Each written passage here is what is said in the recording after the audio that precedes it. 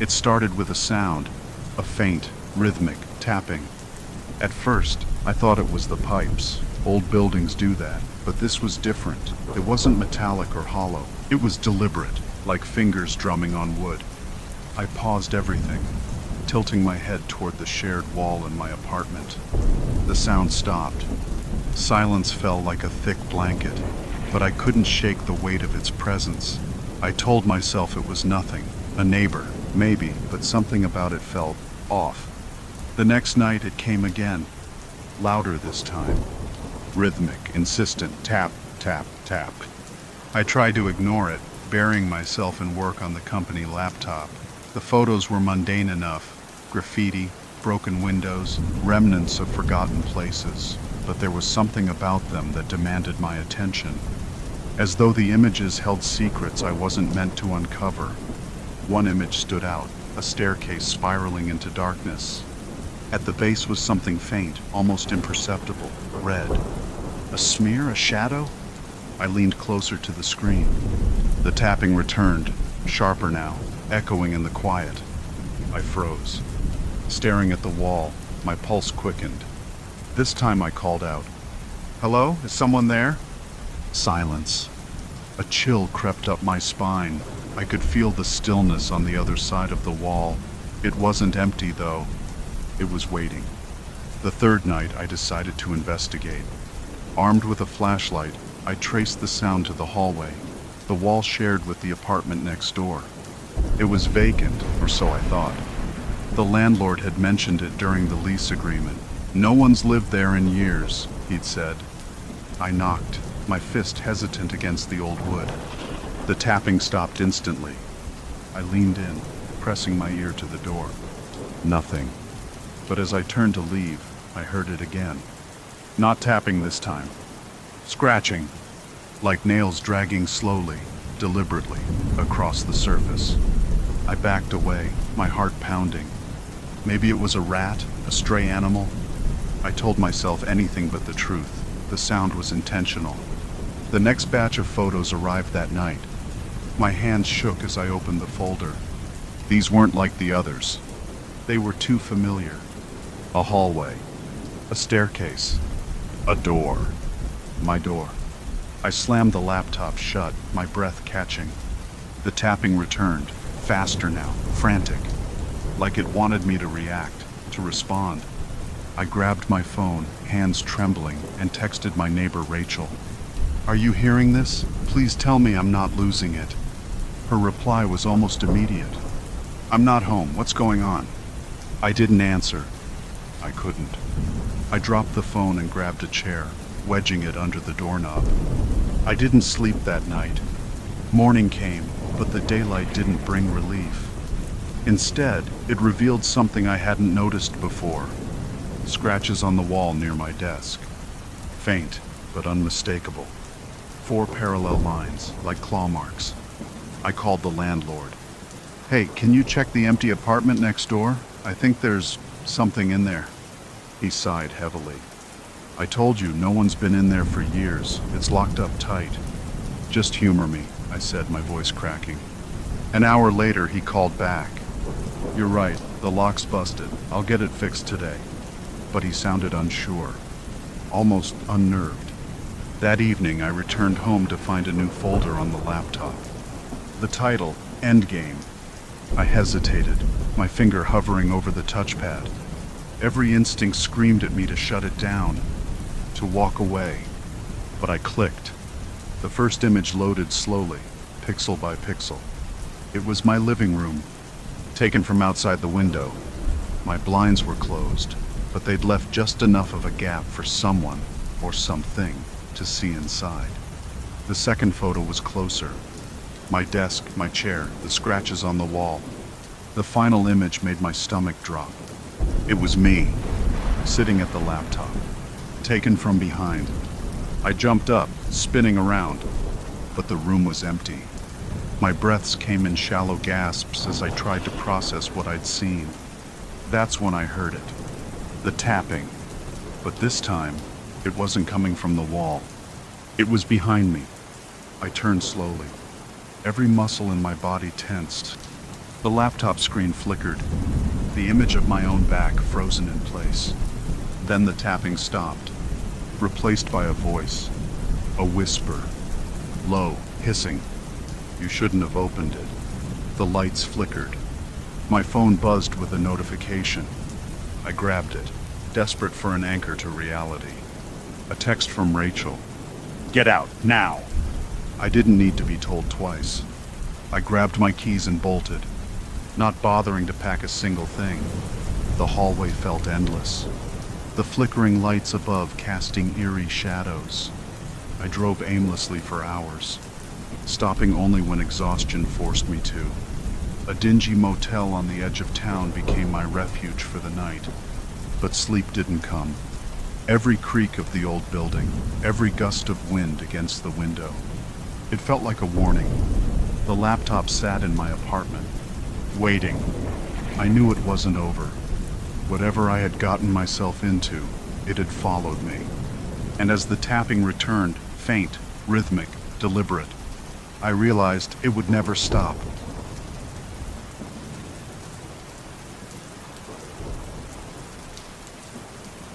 When I was a child, my family lived in a quiet mountain village tucked far away from the bustling cities.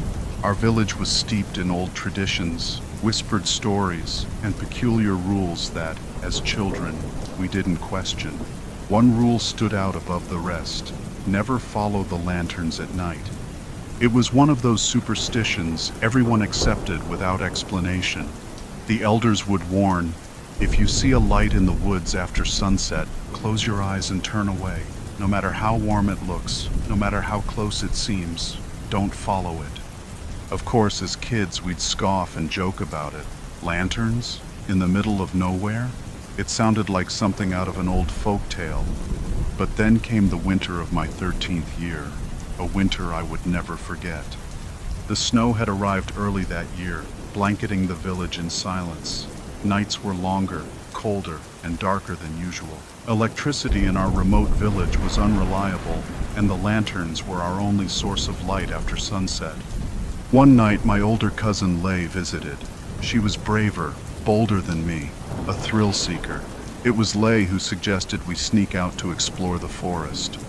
We'll see if those old lantern stories are true, she whispered, her eyes gleaming with mischief. I hesitated.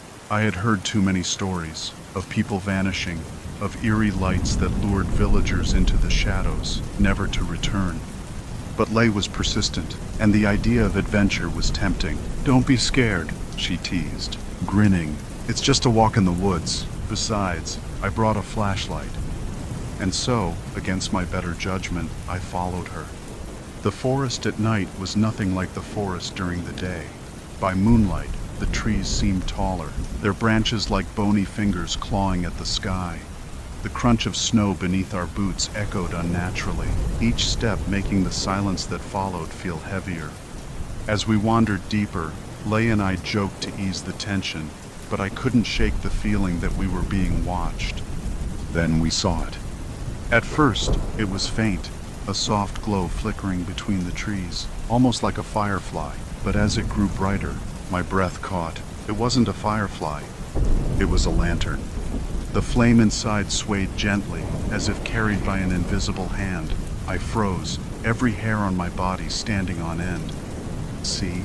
Lay whispered, though her voice had lost its bravado. It's probably just someone from the village. But I knew better. No one from the village ventured into the forest after dark.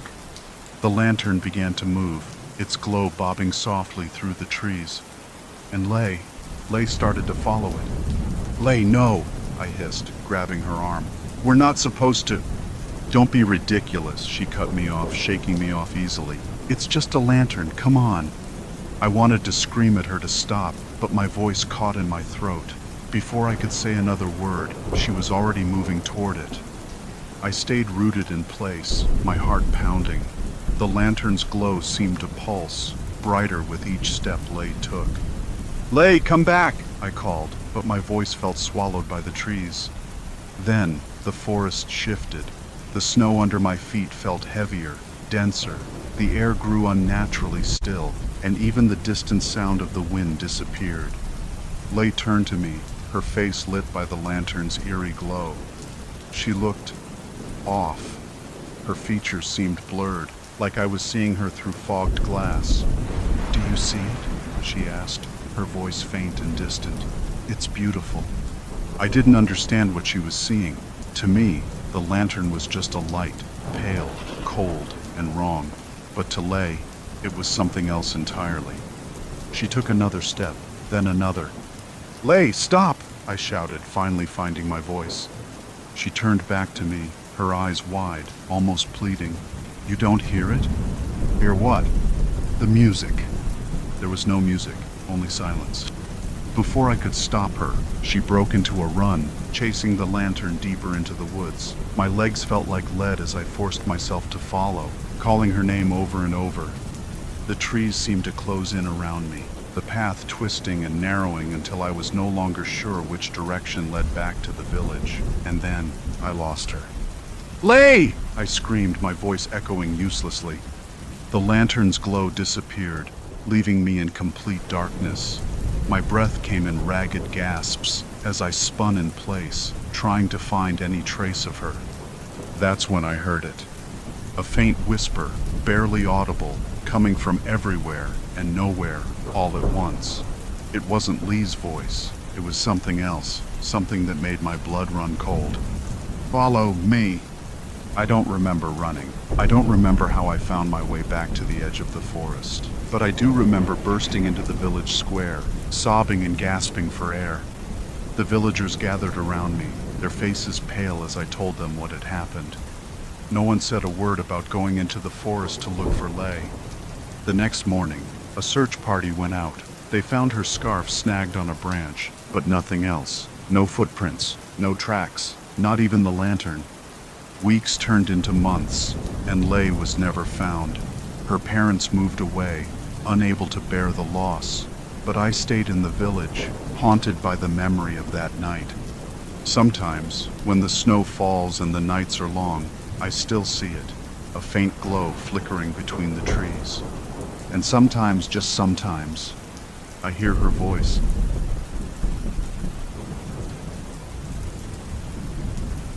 It was a late autumn evening when I first moved into the apartment. The kind of evening where the wind howls through the trees and the last of the leaves tumble from the branches. I'd just settled into a new city, looking for a fresh start after a difficult year. The apartment itself was old, the kind of place with creaky floors and faint smells of something musty. But the rent was cheap, and it was all I could afford at the time. The building was quiet, too quiet. It was a 6-story building, with a few other tenants, most of them elderly, who kept to themselves. My apartment was on the 3rd floor, and I had a neighbor on either side of me. On the left, Mrs. Atkins, an old woman who spent most of her time knitting and staring out of her window. On the right, there was Mr. Russo, a man in his late 50s, who had lived there longer than anyone else in the building. At first, everything seemed normal. I would hear muffled conversations from other apartments, the occasional door creaking open, but that was about it. Then one evening, something happened that I couldn't explain. It started with a strange noise in the middle of the night. I woke up suddenly, the room feeling unnaturally cold, my breath visible in the air. At first, I thought it was just the heating system kicking on, or the wind whistling through the cracks of the old window frames. But then I heard it again, slow, deliberate footsteps outside my door. I held my breath, straining to listen. The footsteps weren't hurried, just steady, like someone was pacing back and forth in front of my door.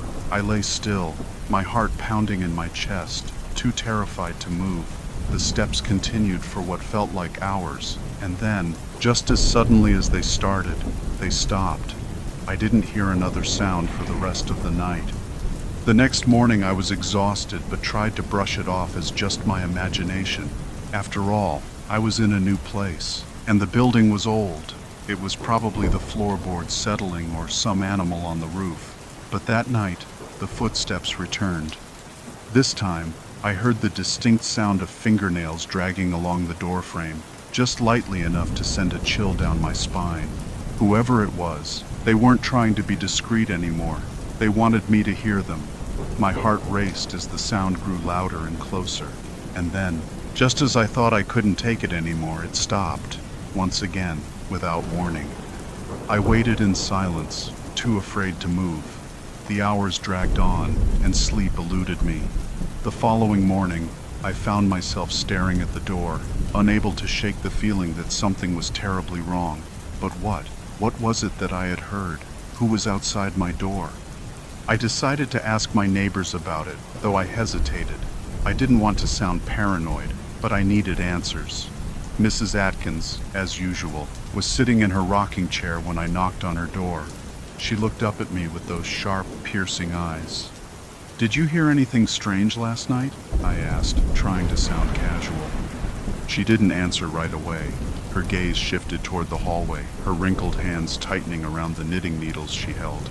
"Strange? In this building?" She chuckled softly. "It's always strange here, dear. Always has been." Her words only made me feel worse. She didn't seem frightened, but her tone was heavy, as if she knew something I didn't. "Do you know anything about the previous tenants?" I asked, pressing further. Mrs. Atkins paused, her knitting stopping in midair. Her eyes grew distant for a moment. "They left a long time ago," she said slowly. "They always seemed uneasy, and then one by one they just disappeared." Her voice dropped to a whisper. "Be careful here, dear. There's something about this building, something watching." I left her apartment, my mind racing. What did she mean by something watching? Was she just being superstitious? Or was there some truth to her words? I had to know more. The next evening, I found myself walking down the hallway, drawn to Mr. Russo's apartment. He'd lived in the building for decades, and probably knew more than anyone. When I knocked, the door creaked open, and I was greeted by a frail, tired-looking man with deep lines etched into his face. "What can I do for you?" he asked, his voice hoarse from years of disuse. I've been hearing things at night," I began, my voice shaky. "Footsteps, scratching. Have you ever heard anything strange?" He didn't answer immediately. Instead, he stared at me for a long moment, his eyes cold and calculating. Then, with a sigh, he stepped aside, motioning for me to come in. Once inside, I saw stacks of old newspapers and books scattered around his living room. It was clear he'd been here for a long time, but his eyes were distant, haunted. "I know what you're asking about," he said quietly. "You've heard them too, haven't you?" I nodded, unable to speak. "Everyone who moves into this building hears them. The footsteps, the scratching, the whispers. It's been happening for as long as I can remember, and no one has ever been able to figure out why." His voice dropped even lower, as if he were afraid someone might overhear. "But I'll tell you this, it's not a person. It's something else. Something that has been here for decades." "What is it?" I asked, my voice trembling. Mr. Russo shook his head slowly. "I don't know, but it's not just a noise. It's something that wants to be noticed, wants to be heard, and once it gets your attention, you'll never be the same." I didn't sleep that night. I couldn't. The house felt suffocating, as if the walls themselves were closing in around me. The minutes dragged on, but no sound came from outside my door. Still, I couldn't shake the feeling that something was waiting just beyond the threshold. Then, a few days later, something strange happened. As I was walking down the hallway, I noticed that Mrs. Atkins' door was slightly ajar. I had never seen it like this before. Curious, I knocked, but when there was no response, I pushed it open. What I found inside made my blood run cold. The rocking chair was rocking slowly, by itself. The room was empty, and the air was thick with dust. But there, on the floor, was a small pile of what appeared to be shredded paper. I bent down to take a closer look and froze. The papers were from a book I recognized. It was the same book I had seen in Mr. Russo's apartment, the one he kept hidden beneath all the other books, the book that he had never mentioned. I picked up a page, and as I did, I felt a cold breath on the back of my neck. Someone, or something, was behind me. I didn't turn around. I couldn't. The air had grown icy, and I could feel a presence pressing in, waiting. I had to get out of there. I left the apartment immediately, my heart pounding in my chest. I could feel eyes watching me, following me every step of the way. When I reached my apartment, I locked the door and bolted the windows, but the unease didn't go away. The silence felt heavier now, like the building itself was holding its breath. And just before I finally closed my eyes to sleep, I heard it. Footsteps, slow, deliberate, and close, right outside my door. I never saw who or what was behind them, but I knew deep down that whatever it was still watching, and it always would be.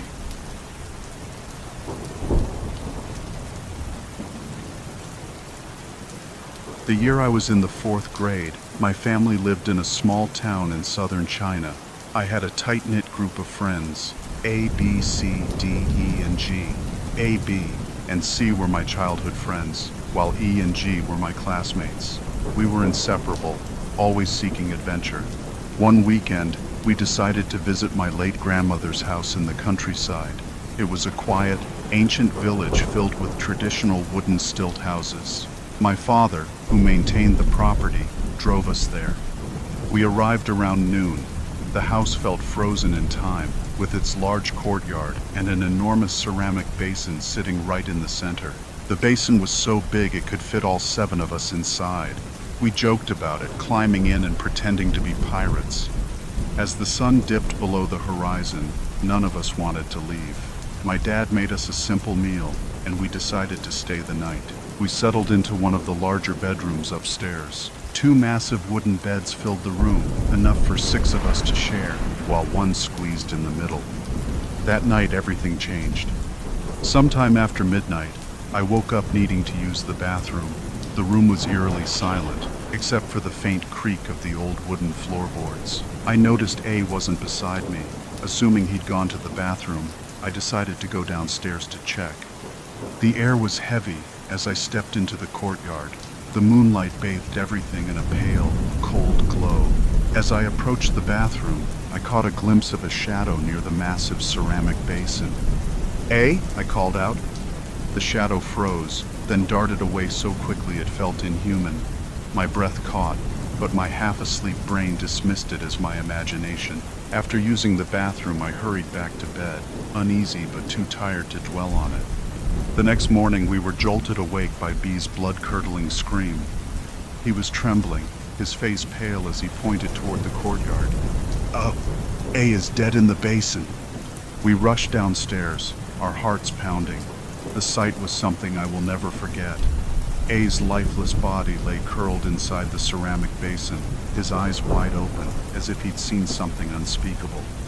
My father called A's parents, who arrived in silence, their faces etched with grief. They carried him away without a word, tears streaming down their faces. When the courtyard was empty, I noticed something strange. The bracelet my parents had given me for protection, a red string adorned with a small charm, had snapped and fallen off. I didn't know then that it was just the beginning. A week later, tragedy struck again. B was found dead, having jumped out of his bedroom window in the middle of the night. His parents told us he'd been acting strangely, mumbling to himself and refusing to sleep.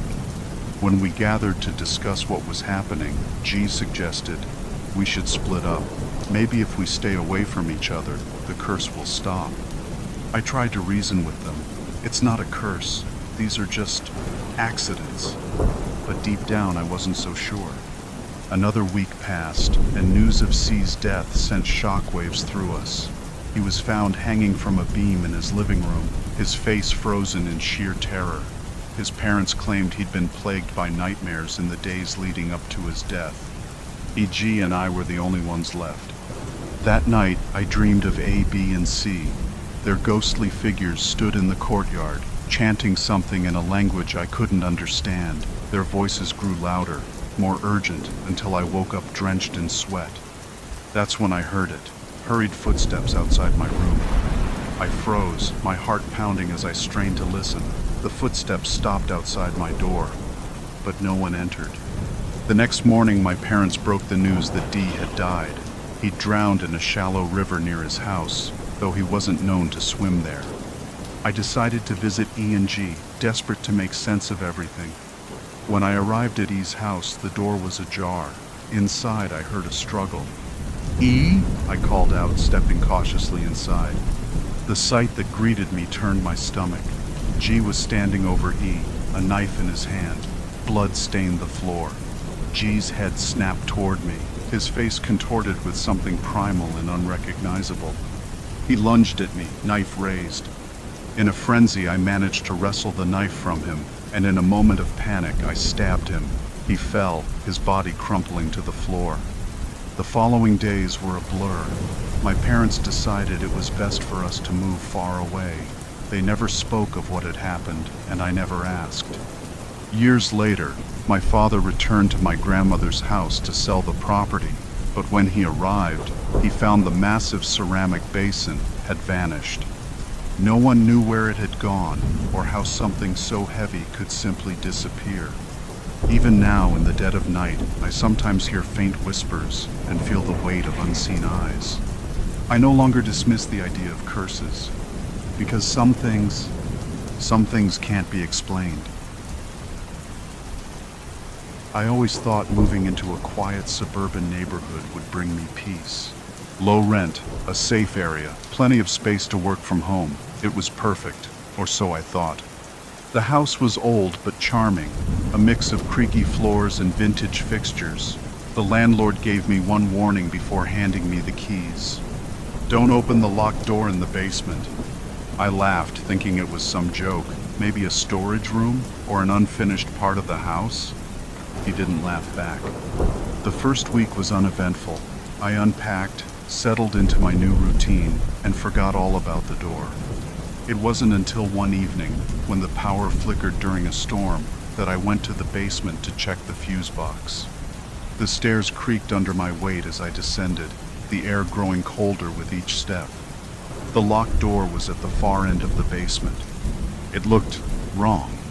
The wood was aged, warped, and darkened in places like it had been exposed to heat, or something worse. And the lock. It was massive, old, rusted, as if it had been there for decades, untouched. I felt a chill crawl up my spine and turned away quickly, focusing on the fuse box. But as I worked, I swore I heard it. A faint, scraping sound. The next few nights, I started noticing small things. Footsteps overhead when I was certain I was alone. The fridge door slightly ajar in the morning, though I always closed it before bed. And the basement door. Sometimes it felt warmer, like someone had just walked through it. But I convinced myself I was overthinking. New houses take time to get used to, right? That's what I told myself, until the dreams started. In the first one, I was in the basement, standing in front of the locked door. Something was scratching at it from the other side. The sound grew louder, more desperate. I reached out, slowly, my hand trembling as I touched the cold, rusted surface of the lock. A voice whispered my name from behind the door. Low, raspy. "Help me." I woke up gasping, drenched in sweat. But the worst part? When I went downstairs the next morning, the basement door was open. I called the landlord. "Hey, I think someone's been in the house. The basement door was open this morning and I didn't leave it like that." There was a long pause. "Did you touch the locked door?" he asked, his tone sharp. "No," I replied quickly. "Good." He hung up without another word. The static silence on the other end left me feeling uneasy. That night the storm returned. Lightning flashed through the windows, illuminating the shadows in the corners of my house. The power flickered again, and I decided to go to bed early. But as I lay there listening to the rain, I heard it. The scraping. Soft at first, almost imperceptible. But it grew louder. It was coming from below, from the basement. I grabbed a flashlight and hesitated at the top of the basement stairs. Every instinct told me to stay away. But curiosity, or maybe something darker, pushed me forward. The stairs groaned louder than ever as I descended. The scraping sound was rhythmic now, like nails dragging along wood. The flashlight beam danced across the basement walls as I reached the bottom. The locked door loomed ahead, but this time something was different. The lock! It wasn't there. The door was slightly ajar. I froze, every nerve in my body screaming at me to turn back.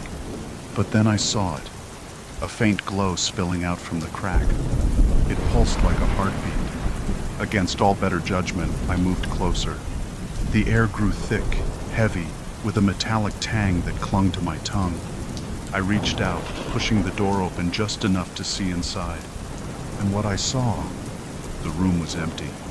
But the walls, they were covered in symbols, carved deep into the wood, glowing faintly with that same pulsing light. In the center of the room was a small wooden box. It looked ancient, its surface blackened as if it had been burned. I stepped inside, my breath catching as the air grew colder. The box seemed to hum softly, vibrating with energy. I reached for it, unable to stop myself.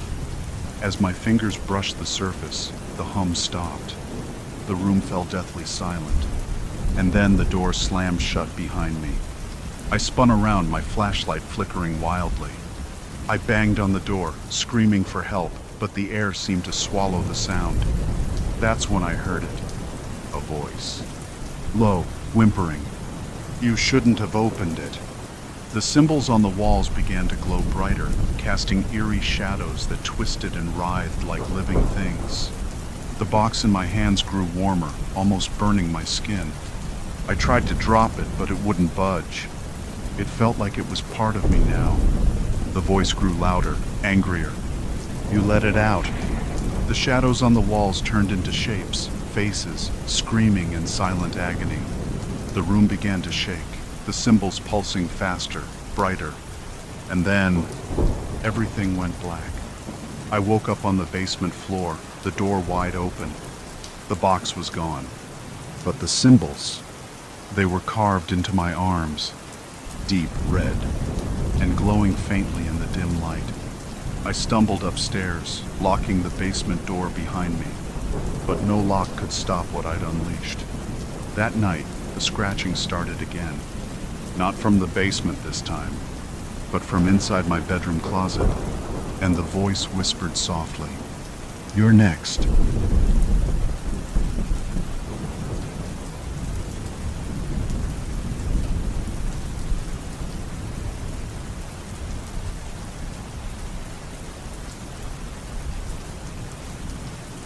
I slouched in the dimly lit booth, boots resting on the desk, staring at the monitor as it cycled through the mall's security cameras. The views were monotonous, cracked asphalt, scattered streetlights casting faint halos, and rows of empty parking spaces stretching into a void of darkness. Routine. That's what this job was. Easy money, even if the hours dragged. Patrol the lot, check the cameras, lock the gates at dawn. But lately, something had been gnawing at me.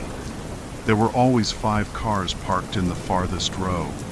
The vehicles weren't flashy, just average sedans in different colors, but they never moved. Rain, shine, midnight, or sunrise, they sat there, untouched. At first, I dismissed it. Maybe staff parked there. Maybe they belonged to someone on an extended trip. But after weeks of the same eerie pattern, I couldn't ignore it anymore. I leaned forward, zooming the camera onto the row. The cars were perfectly spaced, their silhouettes barely visible in the dim light. Something about their stillness felt unnatural. Grabbing my flashlight, I stepped out into the night air. Gravel crunched under my boots as I made my way across the lot. The silence was absolute, broken only by the occasional hum of passing traffic on the highway. I approached the cars cautiously, the flashlight beam cutting through the darkness. Each one seemed ordinary, until I noticed the plates. They were blank. No numbers, no letters, just smooth, featureless metal. I retreated to the booth, scribbling notes into my logbook. Part of me wanted to call Margie, my supervisor, but I already knew how the conversation would go. "Dan, you're overthinking it. Just do your job and forget about it." Her voice echoed in my head, brushing off my concerns like she always did. I tried to shake it off, but unease clung to me. That night, as I patrolled, I couldn't shake the feeling of being watched. The next shift, I parked my own car near the mysterious row and set up my phone to record. Hours later, I reviewed the footage. Nothing. The cars didn't move. No one came near them. Yet something felt off. I watched the footage frame by frame, searching for anything unusual. But it was just an empty lot with those same 5 cars, sitting in eerie silence. On the 4th night, I was ready to give up. Maybe it was some strange coincidence. Maybe I was losing my grip. But then, as I patrolled near the cars, I noticed something different. One of them had its interior light on. The faint glow flickered as I approached, sending shivers down my spine. I shone my flashlight through the driver's window, but the glass was heavily tinted. The light blinked out before I could see anything. I tried the door, locked. The unease that had been simmering for days boiled over. Back in the booth, I scoured the security footage from the past week. When I reached the times when the cars should have appeared, the cameras glitched. The feed cut to static every time the lenses panned toward that section of the lot. I rebooted the system, but the files were gone. I reported it to Margie the next morning. Her response was as dismissive as ever. "Probably just a glitch," she said. "Those cameras are ancient. Don't stress about it." But her tone betrayed her. She wasn't just annoyed, she was afraid. That night, I brought a crowbar with me. If no one else was going to investigate, I would. I approached the closest car, a dark blue sedan, and wedged the crowbar into the seam of the door. It took more effort than I expected, but eventually, the door creaked open. The interior was wrong. No seats, no dashboard, just an empty hollow shell. The walls of the car seemed to absorb the flashlight's beam, swallowing the light in an unnatural void. Before I could process what I was seeing, the door slammed shut with a deafening clang. I stumbled back, heart pounding, as the headlights of the other cars flickered on, one by one. But the beams weren't normal. They didn't illuminate the lot. Instead, they cast jagged, shifting shadows, as if slicing through the fabric of reality itself. A low hum filled the air, vibrating through my chest. Panic overtook me. I ran back to the booth, slamming the door shut behind me. The monitors displayed nothing but static, and the booth's lights flickered erratically. When I tried to call for help, the line was dead. I bolted for my car, keys in hand, but the engine refused to start. Behind me, the headlights of the cars shifted. They weren't pointing at random anymore. They were pointing at me.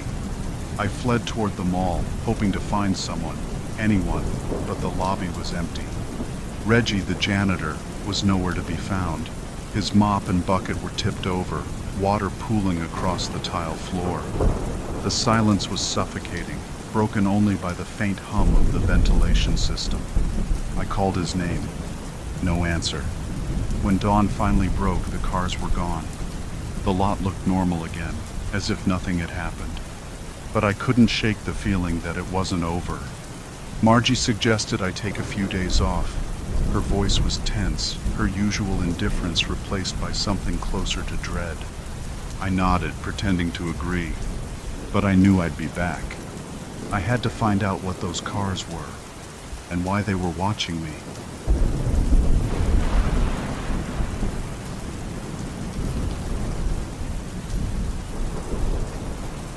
I was walking home late, the streetlights barely piercing the dense fog that hung in the air. My shift at the cafe had run over, and I had stayed to help clean up. The streets were quiet. Too quiet. The sound came again. Soft, rhythmic. The unmistakable crunch of shoes on gravel, just far enough behind me to make me doubt myself. I glanced over my shoulder. Nothing. The street stretched out, empty and silent, save for the dim glow of the streetlights. I told myself I was imagining things. I was tired, and my mind was playing tricks. Still, I quickened my pace. My apartment was only a few blocks away. I tightened my grip on my bag, its strap digging into my shoulder. My ears strained, trying to catch the sound again. There it was, closer this time. My heart quickened. I looked back again. A figure, tall, shadowed, and just out of the light's reach. I couldn't make out a face, only the vague outline of someone, watching. I swallowed hard and turned back toward the road. Don't panic. Just walk faster. My boots clicked against the pavement, each step matching the thudding in my chest. The figure didn't speak, didn't call out, but they followed. I turned the corner onto Oak Street, my shortcut to the apartment. The streetlights here were even dimmer, their flickering glow barely illuminating the cracked sidewalk.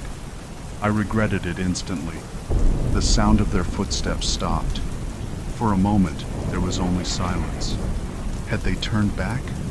I pressed myself against the wall, breath shallow, listening for any sign of movement. The silence stretched, oppressive and heavy. Then I heard it. Not footsteps this time. Breathing. Low, steady. Coming from somewhere nearby. My skin prickled. I edged forward, gripping the wall for balance. The alley was tight, the air damp, thick with the smell of mildew. I couldn't see anyone, but the breathing was there, right behind me. I spun around, flashlight on my phone flicking on as I pointed it toward the sound. Nothing, just empty space. The alley stretched back to the main road, devoid of any figures, but the breathing hadn't stopped. It was louder now. I turned and ran. The alley seemed to stretch endlessly. My footsteps echoed in the confined space. The sound of breathing followed, impossibly close, yet I still couldn't see anyone. When I finally burst out onto the next street, I stopped, gasping for air. The street was empty, quiet. Had I imagined it? I didn't waste time finding out.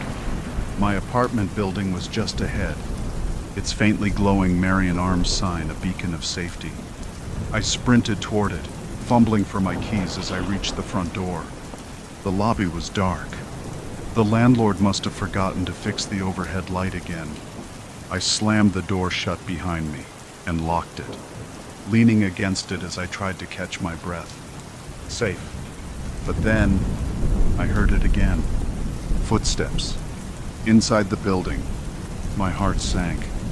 I slowly turned toward the staircase. A shadow moved at the top of the stairs.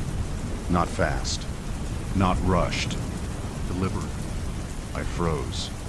My keys clutched tightly in my hand like a weapon. The figure stepped into the dim glow of the emergency light. It was the same hooded figure. Silent. Still. Watching me. I backed away toward the elevator, my shaking hand pressing the button repeatedly. The light above the door flickered, the old mechanism grinding as the elevator began its slow descent. The figure didn't move, but I could feel their gaze. The elevator dinged. The doors creaked open. I stumbled inside, jamming the button for my floor. As the doors slid shut, the figure stepped forward. They reached the elevator just as the doors closed, their gloved hand pressing against the glass. When the elevator reached my floor, I bolted out, running down the hallway to my apartment. I fumbled with the lock, finally shoving the door open and slamming it behind me. I leaned against the door, heart pounding, as I slid the deadbolt into place. Or so I thought. As I turned to set my bag down, I froze. The window was open, and a faint, steady breathing filled the room.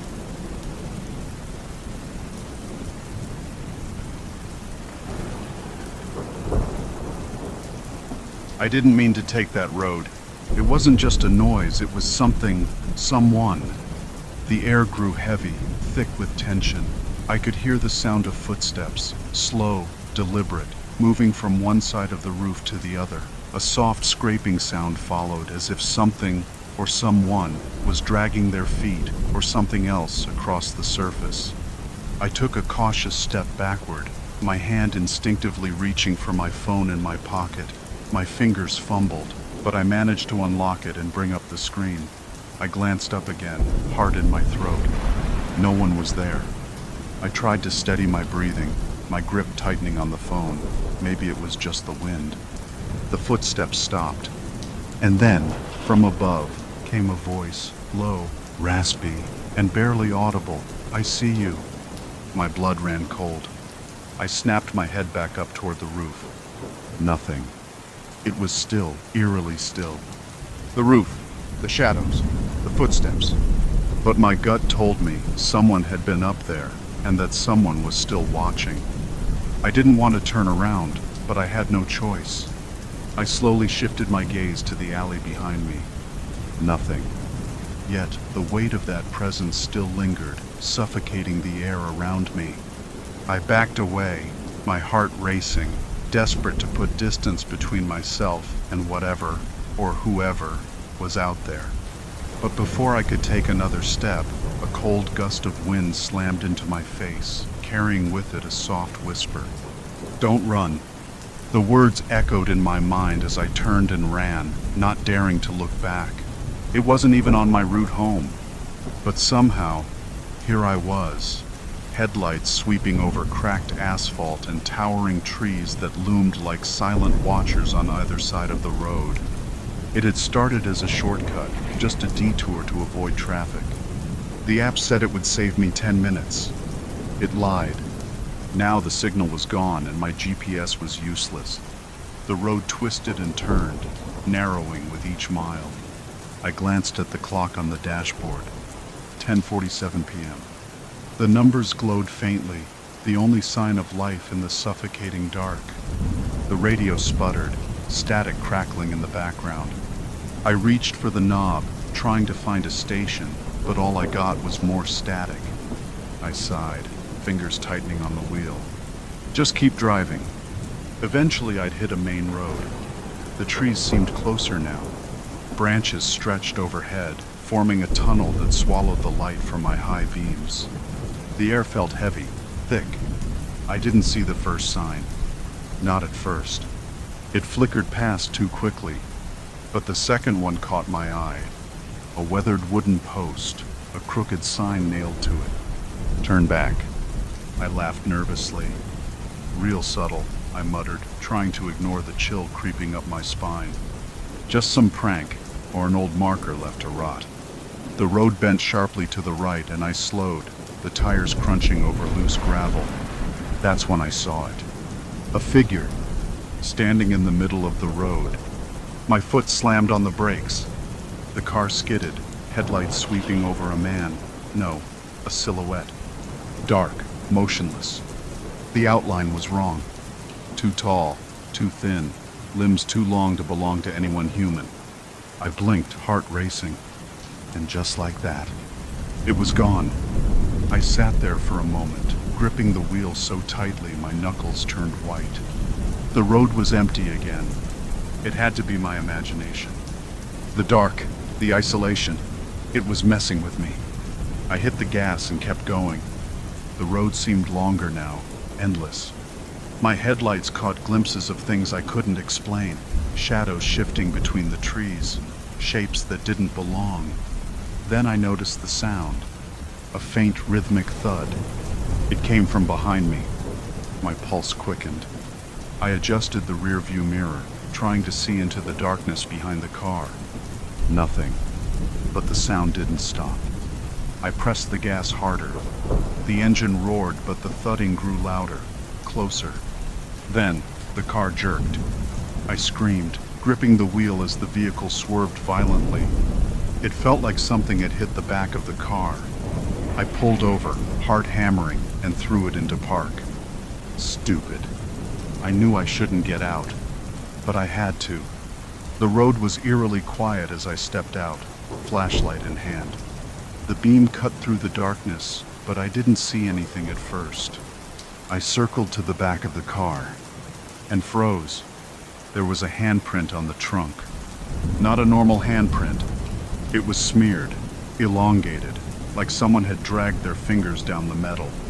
The grooves were deep, scratches that gleamed under the light. I stumbled back, breathing hard. I didn't bother checking the rest of the car. I jumped into the driver's seat and locked the doors, the engine roaring as I sped off. The road seemed different now.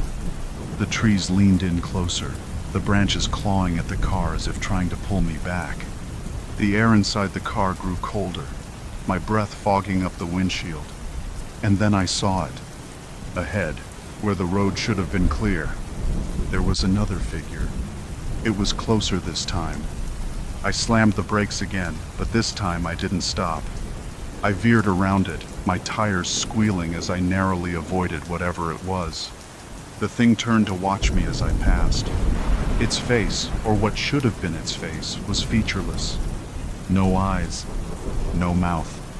Just a smooth, pale surface that reflected the headlights like porcelain. I screamed and kept driving. The road twisted again, and suddenly I saw it. A sign. It was the same sign as before. Turn back. Impossible. I had been driving for miles. There was no way I could have circled back. The road ahead was dark. The headlights seemed to dim, barely cutting through the blackness now. The air felt heavier, pressing in on me. And then, the engine sputtered. No, no, no, no! I slammed my palm on the wheel, but it was no use. The car rolled to a stop. The lights flickered, and then they went out. I was alone, in the dark. I sat there, gripping the wheel, listening to the oppressive silence. But then, that sound came again. The thud. Closer now. And it wasn't coming from behind me this time. It was coming from the roof. I froze, my heart hammering in my chest. My eyes darted upward, scanning the rooftop above me. But all I could see was the faint outline of darkness against the dim sky.